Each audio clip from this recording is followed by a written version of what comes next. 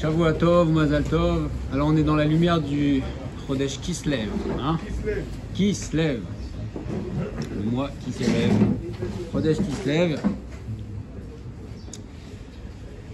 Donc ça va être Hanouka bientôt, Bezrat Hashem. Alors on fête bien sûr le fait qu'on ait été libéré de la galoute, mais c'est la troisième galoute, n'est-ce pas? Galoute Yavan. Galoute Yavan, qui a beaucoup de particularités. Et on voit aussi que dans la Parashat Shavua, on nous parle de galoute. Vayetse Yaakov, c'est la galoute pour Yaakov. Yaakov Avinu part en galoute. Et on sait qu'il y a deux dimensions dans le Ham Israël. Il y a la dimension individuelle de chaque homme. Chaque homme va avoir des épreuves, des réussites qui font partie de sa vie. Mais il y a aussi, on doit s'inscrire aussi dans la dimension du Ham. On ne peut pas se contenter d'être uniquement une personne individuelle.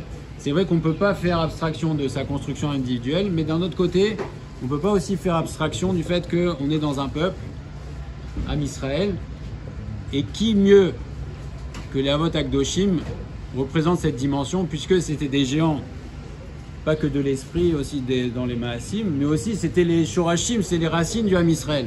Donc quand Yaakov Avinu part en galoute, ça représente pour lui une galoute, mais ça représente aussi bien sûr la galoute du Ham Israël, puisque on dit, c'est le principe fondamental du Ham Israël, c'est Maaseh Avot Siman Labanim. Les actes des pères sont un signe pour les enfants. Mais hier, je me suis posé une question. On voit que Yitzhak Avinu a reçu une interdiction d'Akadosh Baruch Hu de sortir de Eretz Israël. Et on voit que Yaakov Avinu, et ça ne peut pas exprimer chez Yaakov Avinu un manque, Razvé Shalom, puisque Yaakov Avinu il est dans la perfection, même Yitzhak Avinu bien sûr, mais ça ne peut pas exprimer un manque. Parce que Akadosh Baruch Hu dit à Yitzhak Avinu, si on reprend le pasuk dans Parashat Toldot, Vayera elav Adonai vayomer al tered Mitzrayma. Ne descends pas en Mitzrayim. Shechon baaretz asher omar elecha. Reste dans la terre que je te désignerai. Gour baaretz azot, reste dans cette terre-là. Veye imecha vaecheka kilecha ulzaracha eten et kol aratzot hael vakimoti et hashevoa, etc. Asher nishbati le Avram avicha. Donc Akadosh Baruch Hu dit à Yitzhak, tu ne sors pas de la terre d'Eretz Israël. Raison rapportée par Rashi, Shayadato le Redet Mitzrayim, parce que Yitzhak comptait partir, descendre en Mitzrayim, Kumo Sheyachad Aviv, Bime Arav, comme est descendu son père Avram à l'époque de la famine. Et on voit que là encore, les Avot Akdoshim avaient déjà dans la première génération, vous voyez cette notion de dire mon père a fait comme ça, alors je refais pareil. Maaseh Avot Siman Labanim. Pourtant c'était Avram, Yitzhak, c'est la deuxième génération. Tout de suite, hop, on voit qu'il y a déjà ça, il s'inscrit dans ce projet-là. Et on verra que Yaakov Avinu aussi s'inscrit dans cette dimension. Amarlo alteren Mitzrayma she'ata olat mima. Ne descends pas parce que tu es olat mima. Ve'en chutza la'aretz kedai lecha. Chutz la'aretz n'est pas adapté à toi. Alors qu'est-ce que ça veut dire? C'est-à-dire que Chutz la'aretz est adapté à Yaakov Avinu? Et Abraham. Alors Abraham, à la limite, on pourrait comprendre, dans le sens où il venait de l'extérieur. On pourrait comprendre. Yitzhak doit rester, mais alors ça veut dire que Yaakov Avinu s'est adapté à Yaakov Avinu. Première question. Dans Hachem, on essaiera d'y répondre. Deuxième question. Pourquoi Yaakov Avinu a-t-il dû aller en galoute pour construire le Ham Israël?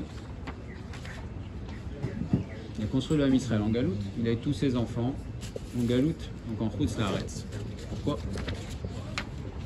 Troisième question. Est-ce que le rêve de Yaakov Avinu, qui va avoir lieu dans la paracha de cette semaine, est-ce que ça exprime effectivement ce rêve-là qui était très angoissant pour Yaakov Avinu? Il voyait les anges qui montaient et qui descendaient, qui expriment les galouillottes successives, les exils successifs. Il voit le quatrième exil, donc l'exil de Esav, cet ange qui monte et qui ne descend pas. Et Akadosh Baruch Hu le rassure. Mais est-ce que la galoute exprime comme on a souvent dans notre esprit le fait qu'on faute et la galoute est une punition, ou est-ce qu'il y a une autre dimension à la galoute et ça nous aiderait à comprendre finalement pourquoi, et ça nous aiderait également à mettre en lumière le fait que on ne peut pas imaginer que Yaakov Avinu ce soit le fait d'un chisaron, d'un manque en lui, le fait qu'il doit partir en galoute. Parce que si on dit Olat Mima, Yitzhak Avinu ne sort pas, alors quoi, Yaakov Avinu n'est pas Olat Mima et donc c'est Zélo Kedai. Pareil. Donc c'est un petit peu. Beaucoup de choses entre Yitzhak et Yaakov qui diffèrent. Par exemple, il y a une seule femme, Yitzhak, Yaakov, il y a vraiment une doucha, une plurkia chez Yitzhak. Jusqu'à qu'on allait faire la Kedah, on peut dire que c'est caché de dire que Yaakov Avinu avait une dimension inférieure à celle d'Yitzhak. Caché mieux. D'ailleurs, c'est le moufrar des Avot, c'est le plus parfait des Avot. On ne peut pas exprimer que chez Yaakov Avinu, le fait que ce soit, qu'il parte en galoute, ce soit un chisaron ou que Yitzhak soit supérieur. Il y a des différences, effectivement, chacun des Avot. Mais de dire que Yitzhak était plus kadosh que Yaakov, c'est caché méod. C'est caché méod. C'est pas le matara du monde. Le matara du monde, c'est pas d'être kadosh, c'est aussi de rentrer dans le monde, comme il a fait Yaakov. Donc c'est peut-être ça, là. Alors, c'est pour ça qu'il faut comprendre. Il faut comprendre de faire une classification des Avot. C'est difficile. Et Yaakov Avinu, et encore une fois, même si on peut pas faire, on ne peut pas classer les Avot, et on n'est personne pour classer les Avot, mais en tout cas, Yaakov Avinu est appelé le plus parfait des Avot. Donc il est les Kadosh. Yaakov Avinu a son visage. Quand on dit qu'il y a le visage de l'homme sur le Kisei HaKavod, c'est le visage de Yaakov Avinu.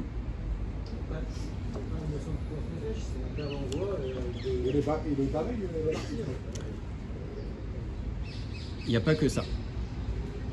Puisque c'est je crois que c'est le Rav de Kotz qui dit ça, qui rapporte que le premier pasouk de la parashat Vayetse, est redondant. Il rapporte Vayetse Yaakov mi Be'er-Shava, Vayeler Harana.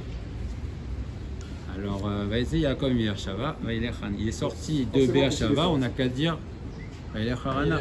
Alors, le Rav de Kos, il me semble, qui est rapporté dans Mayana Shel Torah, dit qu'ici on voit, il y a deux choses.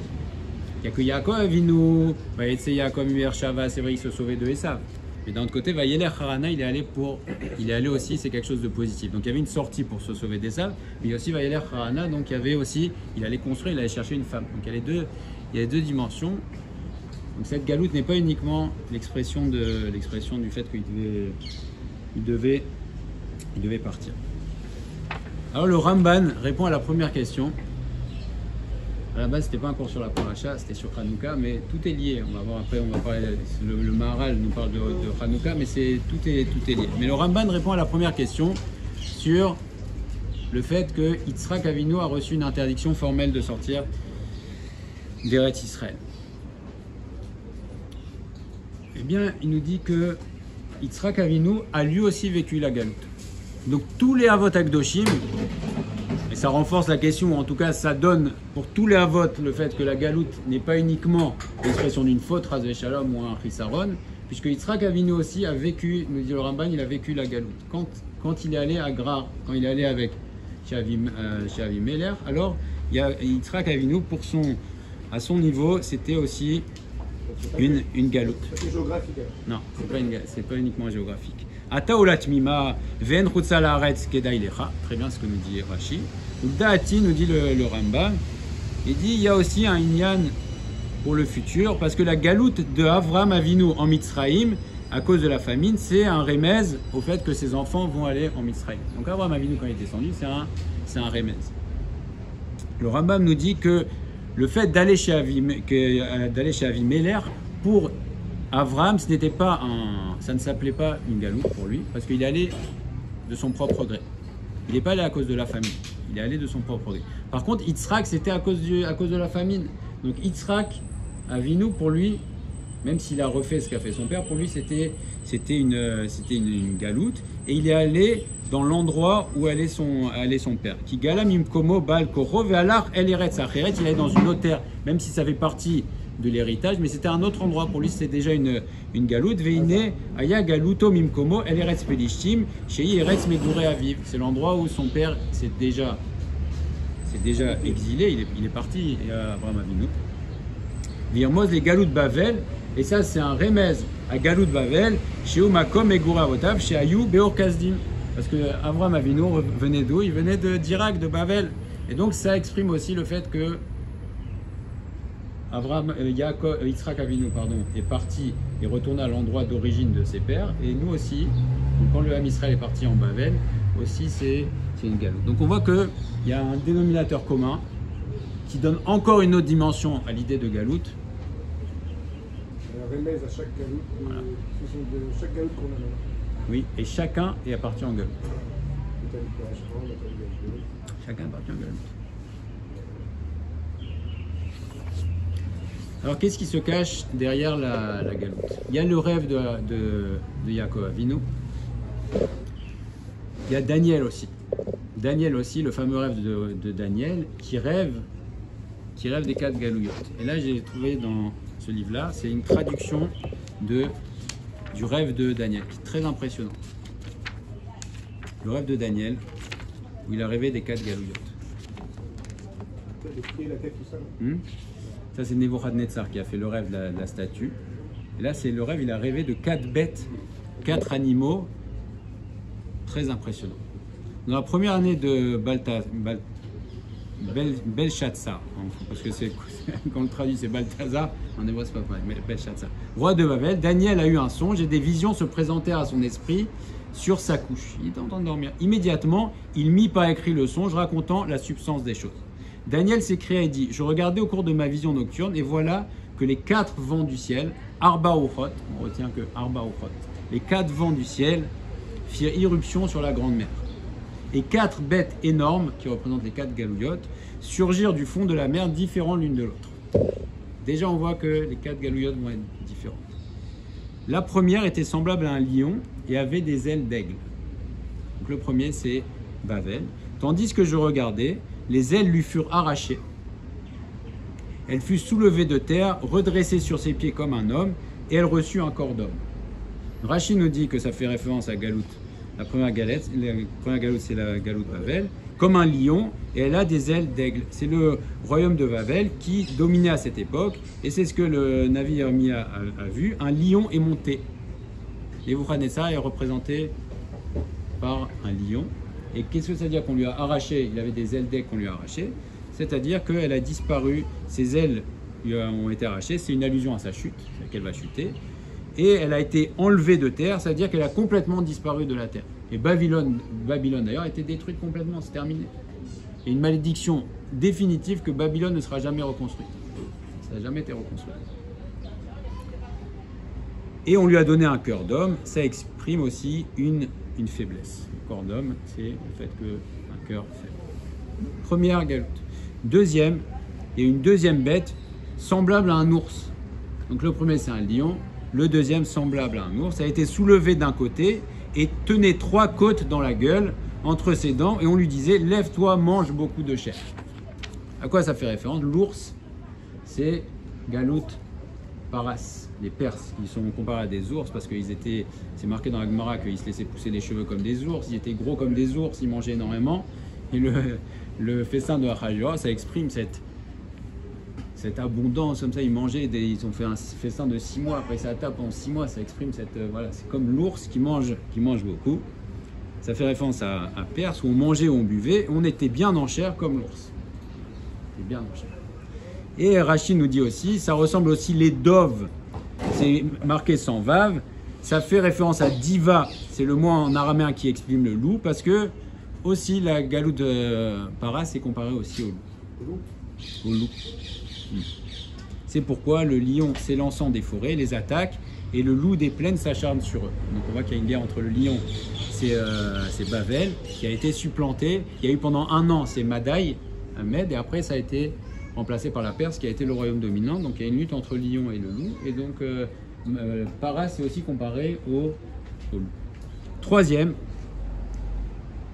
après cela, je regardais encore, et voilà une autre bête, et ça c'est Yavan, semblable à une panthère, ayant sur le dos 4 ailes d'oiseau. Cette bête avait aussi 4 têtes, et elle reçut la domination en partage. Ça fait référence à Galout Yavan. Alors c'est quoi les 4 têtes? Ce sont les 4 généraux auxquels Alexandre le Grand a légué son royaume en partage à sa mort, comme cela s'est rapporté dans Yosifoun. Et cette 3e bête, ça figure le royaume de Antiochus, c'est les Grecs, et il a été nommé Namer. Pourquoi Namer? Ça fait référence au point, c'est pointillé, un animal, la panthère s'est achetée, parce que les décrets émis sous son autorité à l'encontre d'Israël étaient plus tachés et insolites que les autres. Il était bizarre, c'était des décrets, sans arriver des décrets bizarres, c'est la panthère. Et la 4e, celle qui a fait très peur à Yaakov Avinu, comment? Voilà. Donc celle qui a fait peur, qui a impressionné Yaakov Avinu, il voyait il montait, ça ne descendait jamais. Et là encore, Daniel aussi au cours de son songe, je vois qu'elle est complètement différente. D'ailleurs, il ne dit même pas à quoi elle ressemble. Les autres, on a vu que c'était un lion, c'était un ours, c'était une panthère. Enfin, je regardais au cours de ma vision nocturne et voilà une 4e bête, formidable, terrifiante et extrêmement vigoureuse. Il ne dit pas quel animal c'était. Elle avait de puissantes dents de fer, elle dévorait et broyait. Ce qu'elle laissait le foulait aux pieds. Elle différait de toutes les bêtes qui l'avaient précédée et était munie de 10 cornes. Donc on voit, c'est indéfinissable. Ça, c'est la galoute de Esav, c'est quelque chose qui est même dit, elle était formidable, terrifiante, extrêmement vigoureuse. C'est quelque chose qui est complètement différent. On voit très bien que cette galoute-là, qui est très très longue, on voit qu'il y a une dimension particulière qui, depuis mes roches, on voit que Yaakov Avinu a rêvé de cette galoute et des galouillottes. Et encore une fois, Daniel aussi rêve. Et toujours, il y a cette classification des galouillottes. Alors, quelle place occupe la galoute? Alors, bien sûr que la galoute se termine. On voit d'ailleurs que Yaakov Avinu revient. On voit que la paracha, à la fin de la paracha, déjà, il prend ses clics et ses claques, si on peut dire comme ça. Et il rentre.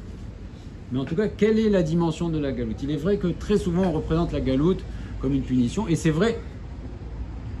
C'est vrai que c'est à cause des fautes. En tout cas, c'est déclenché quand on voit l'histoire du Ham Israël. C'est le fait qu'il y a eu des chutes sur le plan spirituel, un éloignement de la Kadosh Baruch Hu, qui a provoqué la galoute. C'est-à-dire qu'on voit l'histoire, ben, c'est vrai, on a été prévenu par des prophètes, etc., faites tchouva, et la galoute a été provoquée par nos actes. Néanmoins, on voit que si Avraham, Yitzhak et Yaakov ont vécu des galouillottes, c'est que ça, on ne peut pas limiter ça à une simple punition.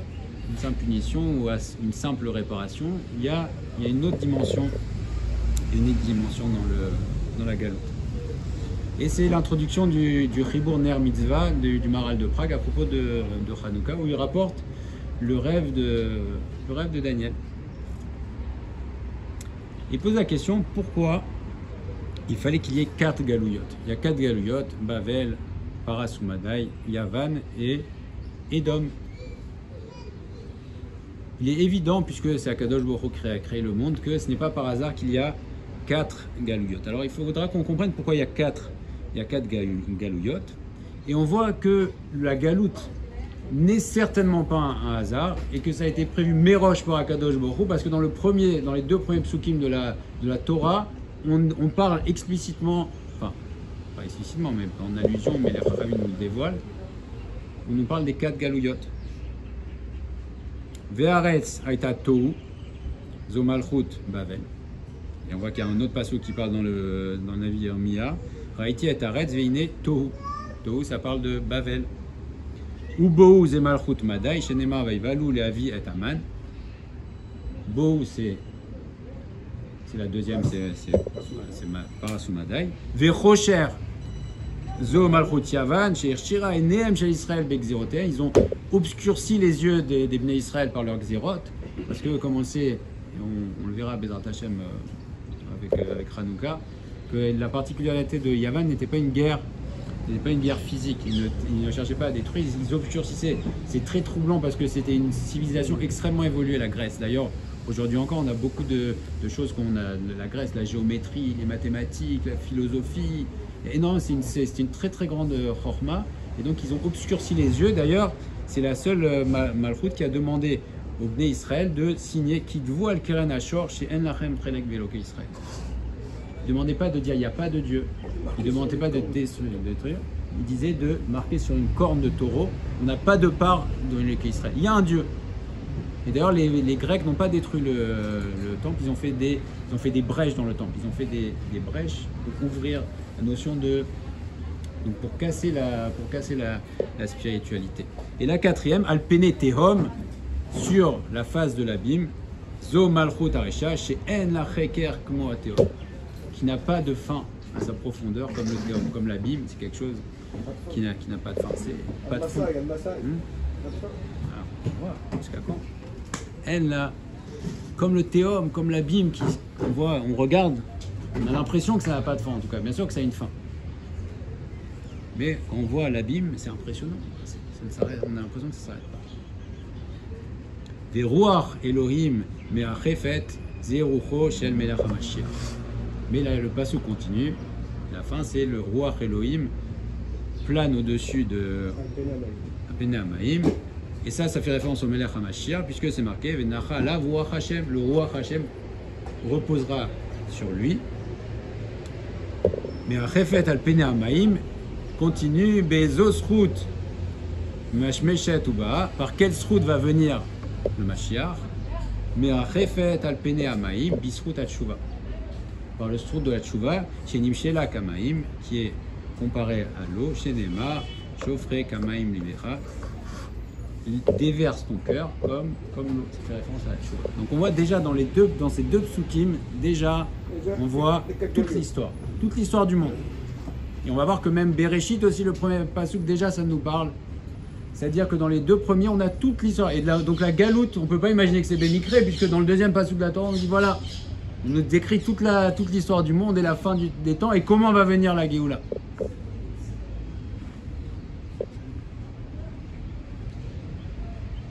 Alors quand Akadosh Baruch Hu a créé le monde, il a organisé ces 4 malchuyot. Donc c'était prévu, Méroche. C'est pas une finition, c'est pas juste un tikkun, c'est pas juste une réparation du néant. Non, Akadosh Baruch Hu avait prévu Méroche qui aurait 4 malchuyot.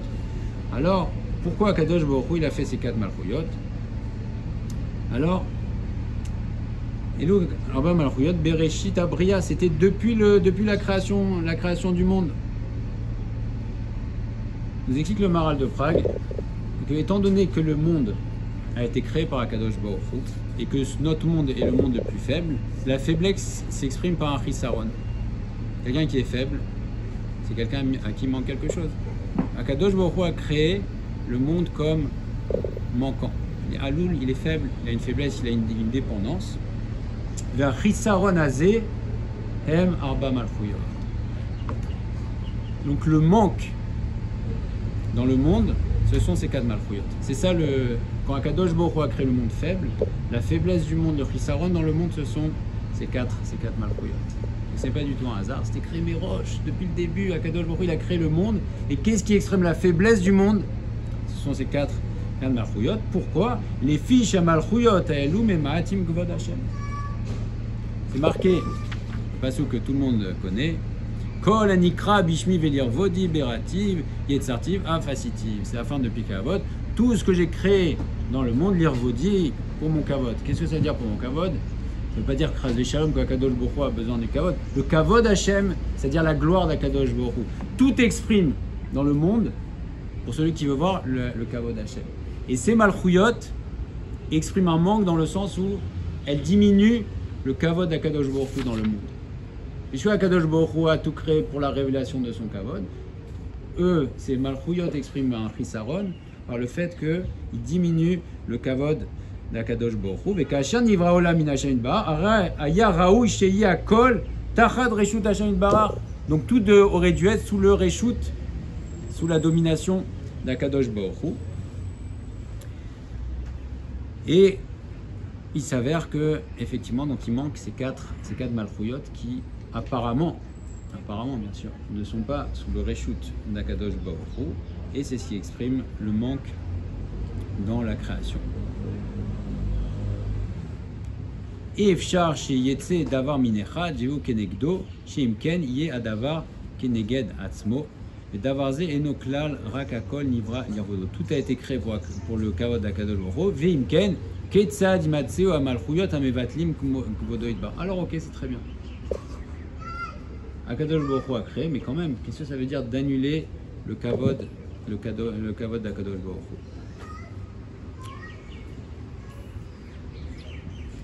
Là, il reprend une notion qui développe très souvent le Maharal de Prague. Il y a la notion de Echad. Le Echad, c'est toujours le milieu. Emsaï. Le Echad, c'est le point central. Et autour du point central, il y a les quatre côtés. La notion de 4 exprime le pisour, exprime la dispersion. Le Echad, c'est Akadosh Baruch Hu. Et les 4 Amalchuyot, Emayetzia, Mirvodo Izar, Ibar, Veoidbar Echad. Les 4 Galouyot expriment la sortie. Il y a le point central, Akadosh Baruch Hu, c'est le Echad. Et quand on sort, alors on veut sortir. C'est pour ça qu'on disait, on retienne bien dans le rêve de Daniel, c'était les Arba Uchot. Les Arba Uchot, les 4, ça exprime le fait, les 4 points cardinaux, ça exprime la dispersion. Donc il y a Akadosh Baruch Hu et les Arba Uchot, c'est les 4 côtés. C'est pour ça qu'il y a 4 Galouyot, parce que le 4 exprime en soi la dispersion et ça exprime l'éloignement du kavod d'Hachem. Il y a Hachem qui est au centre et les 4 Galouyot, c'est pour ça qu'il y a 4 Galouyot. Et donc elles annulent apparemment, visiblement, Mevatlin Arduto Baolam. Normalement, le monde devrait être Echad, on devrait voir l'Ardut d'Akadosh Baruch Hu. Elles annulent par le fait qu'ils s'opposent à la royauté d'Akadosh Baruch Hu, chacun à sa manière. Eh bien, ils annulent l'unité d'Akadosh Baruch Hu dans le monde. Et à la fin, on dit, mais attention, la fin du film, c'est Vaya Hashem le Melech al kol haaretz bayom hahu ya Hashem echad ushmo echad. Parce qu'aujourd'hui, qu'est-ce que ça veut dire que Hashem n'est pas echad? Hashem il est echad. Mais aujourd'hui, on ne voit pas qu'il est echad, mais à la fin des temps, on va voir qu'il est echad. Mais parce qu'aujourd'hui, ces Malchuyot s'opposent au dévoilement de la Ardut d'Akadosh Baruch Hu. Et en kvod Hashem idbar nigla beolamo, le kavod d'Hashem ne se révèle pas aujourd'hui dans le monde à cause de. Alors, ouais. Ça semble être inévitable. Le cas de Galouyot, Bereshit. Ça fait partie du projet. Alors comment on inscrit ça c'est peut-être un élément de réponse. On voit que la sortie de Galout est dépendante de nos actes aussi. La notion de Galout, en tout cas, est prévue, mais roche, et ce n'est pas uniquement une réparation. C'est pas uniquement une réparation. Et on voit aussi que même dans la création du monde, la création dans les Korot, dans les Horot, etc., il y a déjà la notion de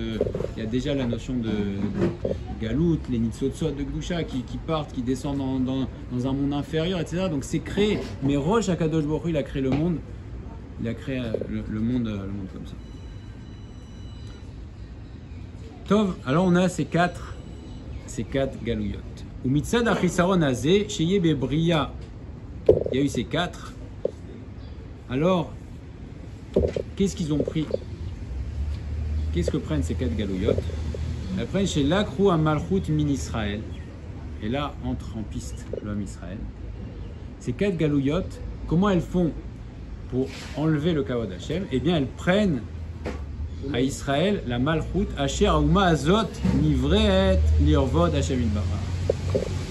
Donc le Ham Israël a été créé pour dévoiler le kavod Hashem, et ces Malchuyot qui viennent, elles prennent la Malchut à Israël, qui a été créé Lirvod Hashem Yitbarach, comme c'est marqué Amzo Yetzartili Teilati et Sapero. Ce peuple-là, Kadosh Baruch Hu, dit le prophète Yeshaya, je l'ai créé, lis pour moi, Teilati et Sapero. Ils raconteront ma louange. Donc c'est le but, le Ham Israël est là pour dévoiler le kavod d'Akadosh Baruch Hu, pour compter, pour dire les louanges d'Akadosh Baruch Hu. Velo arba malchuyot, shenachlu malchut mi Israël, em mevatlin kvodo yitbarach, baolam azeh atarton. Et donc ils viennent, et en retirant la malchut à Israël, qui est là pour dire les louanges d'Akadosh Baruch Hu, eh bien ils obscurcissent le kavod Hashem, qui afinsa bahem davar ma shenotnim kevod lishmo yitbarach, kmo sheyitbarach. Et même si parfois les Malchuyot donnent du kavod à Kadosh Baruch Hu. On le voit chez Nebuchadnezzar. Nebuchadnezzar, il avait envoyé une missive pour le roi d'Israël et son scribe s'était trompé. Il avait mis d'abord Shalom au roi d'Israël et après Shalom au Dieu d'Israël. Il a dit non, reviens. Il a fait 4 pas. Il a dit non, attends. Il faut qu'on met les choses dans l'autre sens. Corrige. Mais d'abord Shalom au Dieu d'Israël et après Shalom au roi d'Israël. Bisroudze, il a eu le sroud d'être le roi sur tout le monde, Nebuchadnezzar. Néanmoins, à ce moment-là, il a donné du kavod à Akadosh Baruch Hu, mais le Maharal de Prague nous dit que Akadosh Baruch Hu, L'eau, comment? Il m'a répondu 100%, Hachem, il ne veut pas que ça soit donné par d'autres. Qui? Hachem. Le problème, c'est que des gens comme lui ou comme Darius ou comme ça, c'est toujours pour leur propre personne, c'est pas pour Hachem qui font ça. C'est vrai, mais là il a quand même eu un petit élan. Alors Akadosh Baruch Hu, nous dit le Maral, Lo Hachem Yvarech Hafetz, il ne veut pas de ça. Il veut pas de leur kavod. Il en veut pas. Il leur donne leur récompense. Il va leur donner. Ok, Nebuchadnezzar, tu as fait 4 pour moi. Ok, prends. Et ça rejoint ce que tu dis. Qu'est-ce qui t'intéresse? C'est que tu veux du chaos. Tiens, prends tout le monde entier, mais je ne veux pas qu'à travers toi se passe le dévoilement de mon kavod qui karg vodo machéou idbarach et chad beolamo. Parce que c'est quoi le kavod Hashem? Le dévoilement du kavod d'Akadosh Baruch Hu, c'est de dire qu'il est echad. Donc comme quand c'est Malchuyot qui exprime le pisour, la dispersion, même viennent exprimer chacun à sa manière, de manière très partielle, un éclat de kavod Hashem, mais c'est pas ça le kavod Hashem. Le kavod Hashem, c'est d'exprimer que Hashem est echad. Donc eux n'expriment pas le echad. Et quand c'est marqué Amzou, ce peuple, Zayin et Vav, la gematria, c'est 13. Ça exprime les... Alors, est-ce qu'il y a une erreur? Yud Gimel, c'est quoi Yud Gimel? C'est Echad, mais c'est aussi les 13 tribus. il y a 13 tribus. Il y a 13 attributs aussi. Il y a 13 attributs, il y a 13 tribus. Alors, il y a Echad, il y a les 13 tribus. Veo Mispar Echad, effectivement, la gematria de Echad, c'est 13, qui serait la Yud Gimel Jvatim. Il n'y a pas 12, il y a 13 tribus. Im Shevet Levi, voilà. Qui est Ephraim ou Menaché, Shnaïmem, il y a 2. Donc ça fait. Ephraim et Menaché? Ephraim et Menaché, il y a 2. Donc il y a Lévi. Ukumo Sheu Milat Echad, Ken Ayu Ashvatim, Shevet Levi ou Shevet Meyuchad Venivdal. Shevet Levi a été choisi. Et là on retrouve dans le mot Echad, on retrouve la structure du Ham Israël. Le Echad, le Aleph, c'est le Shevet Levi. Chet, c'est les 8 enfants des Imaot, de Léa et de Rachel et Léa. Et les 4, c'est les 4 enfants de Bilav et Zilpa.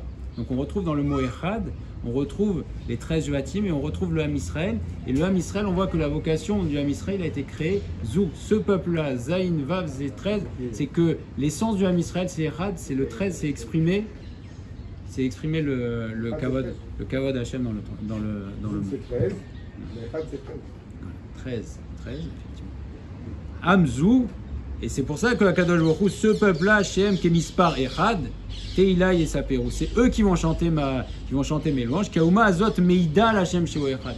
Donc l'essence du Ham Israël, c'est d'être Meïd, de témoigner que la Kadosh Baruch Hu est un. Et ces 4 Malchuyot, elles viennent et elles annulent apparemment, quand elles prennent la même Shala de Israël, quand ils prennent la domination, et du coup, c'est eux qu'on voit avoir ces Malchuyot qui dominent dans le monde, et donc ça annule la Malchut et ça annule le dévoilement du kavod Hashem. Et à la fin, sauf Arba Malchuyot, Kacher Tarzor à Malchut l'Israël. La fin du film aussi est marquée. Parce que c'est marqué Ve'alou Moshim Ertzion Ishbot Ataresav. À la fin, c'est marqué, on le dit tous les matins. À la fin, il y aura des Moshim, des sauveteurs, Be'artzion sur l'Artzion, donc Yerushalayim, Lishpot et Taresav, pour juger et Taresav, Ve'aita Lachem Amlucha. Et à la fin, la royauté reviendra à Hachem. Ve'aya Hachem les Melech, Al-Kol Haaretz, Bayom Haou Yeh Hachem, Echad ou Shmo Echad. Donc la fin, c'est effectivement, ils prennent la domination, ils montrent quelque chose, ils obscurcissent le kavod d'Hachem, l'Ardout d'Hachem, mais à la fin du film, c'est qu'il y aura un jugement et que l'Ardout d'Akadosh Baruch Hu sera dévoilé. Comment?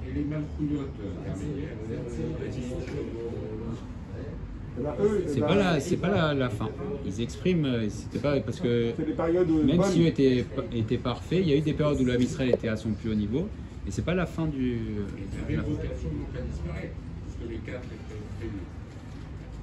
À disparaître, on nous dit que c'est Souka David Anophelet, la Malchut Bet David, c'est effectivement elle se dévoile et après elle disparaît, mais ça faisait partie du processus. David Amelach a un statut de Mashiach. C'est-à-dire que si on n'avait pas, à mon avis, si on n'avait pas eu cet exemple de royauté de David ou Shlomo, nous maintenant, aujourd'hui, qu'est-ce qu'on aurait comme espoir?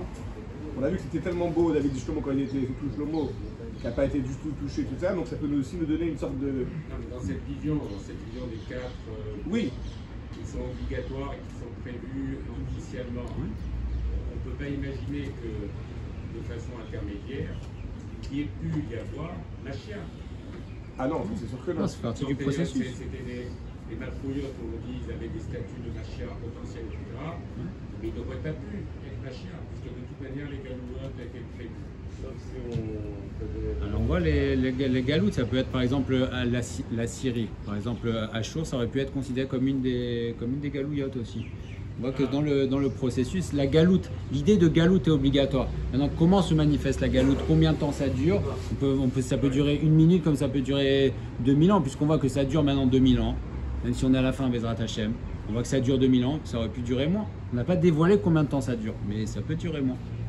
Et ça, c'est dépendant de nos actes. Et on voit aussi qu'Avraham, Yitzhak et Yaakov, à leur niveau, ils sont arrivés à la perfection de l'homme. Néanmoins, ça ne s'est pas terminé à ce moment-là. Donc il y a un processus, et le processus prend un certain... Il y a des passages obligatoires, effectivement. Ok. Donc ces 4 Ruchot sont Mechulakim. Pourquoi il y a 4? Parce que c'est les 4 qui expriment, donc elles sont séparées. Les 4 points cardinaux, c'est l'inverse du Echad. Oui. D'abord, Dieu se dévoile complètement, puis à chaque galoute qui se cache d'une certaine manière, et il se redévoile à la fin de chaque galoute.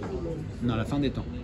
Complètement. Mais À la chaque fin chose de qui est cachée de la galoute, on perd définitivement. C'est-à-dire? Il y a chaque galoulotte vient cacher une partie du dévoilement. Oui, oui. Une partie sûrement, je ne sais pas, Oui, une partie spécifique. oui. À la fin de la galoute, C'est réparé. Voilà, c'est le Aléchour qui dit ça sur Hanouka. Il dit que chacun vient à son niveau dévoiler une facette de l'obscurcissement de la face d'Hachem. Bavel, c'est la domination qui n'est pas les Shem Shamaim. C'est Nebuchadnezzar, c'était un roi très puissant qui cherchait à dominer chez le Shem Shamaim. Et donc quand le Ham Israël supplante Bavel, en tout cas survit à Bavel, c'est cette partie-là qui part. La Perse, c'est le profit qui n'est pas les Shem Shamaim. Manger tous les profits, toutes les tavos chez le Shem Shamaim. Et donc Israël vient exprimer l'inverse de ça et surpasse.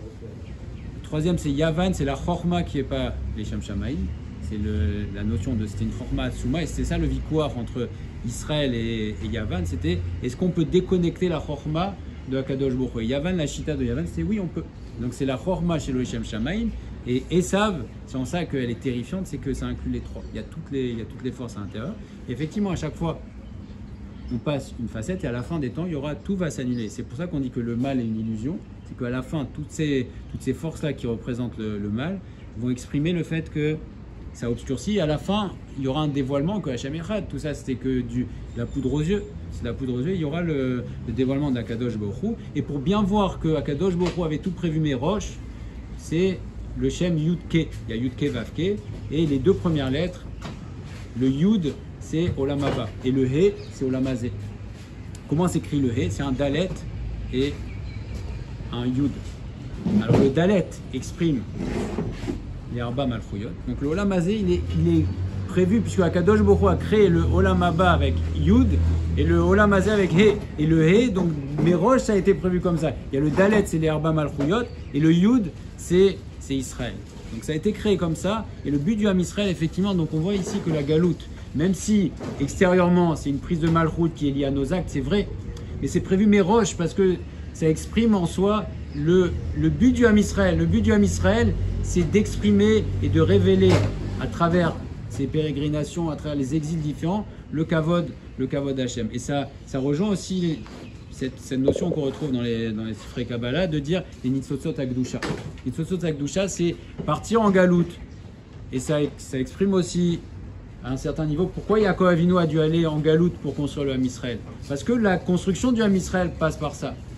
Que ce soit par le fait qu'on va supplanter les galouillottes et on va exprimer le kavod Hashem dans le monde et on va exprimer que c'est Echad, ou par le fait qu'on parte en galoute et qu'on aille récupérer les Nitzotzot de Gdusha, c'est la même notion. Aller reprendre en galoute les Nitzotzot de Gdusha qui ont été envoyés par Akadosh Baruch Hu. Et pareil, mais roches dans la Bria, Akadosh Baruch Hu, il a fait ça, qu'on dit les Nitzotzot. Les Merachefet, le Sefer Otsotraim nous dit que Merachefet, c'est les 378 étincelles de Gdusha, aussi qui ont été 378 étincelles qui ont été envoyées. Donc on voit que tout ça, ça a été prévu depuis le début.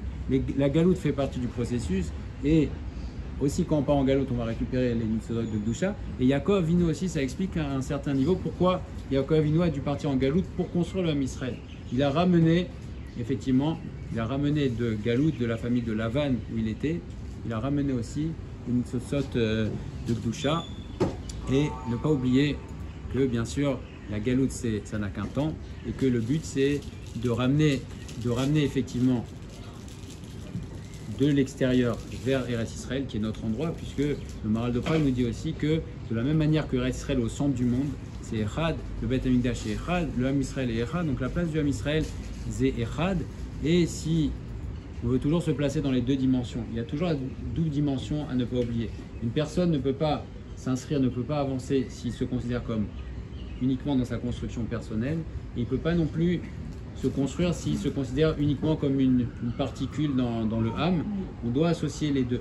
Et bien, dans notre vie aussi, on doit également prendre les deux dimensions. La dimension que nous-mêmes, on doit dévoiler chacun à son niveau, on doit essayer de dévoiler chacun à notre niveau.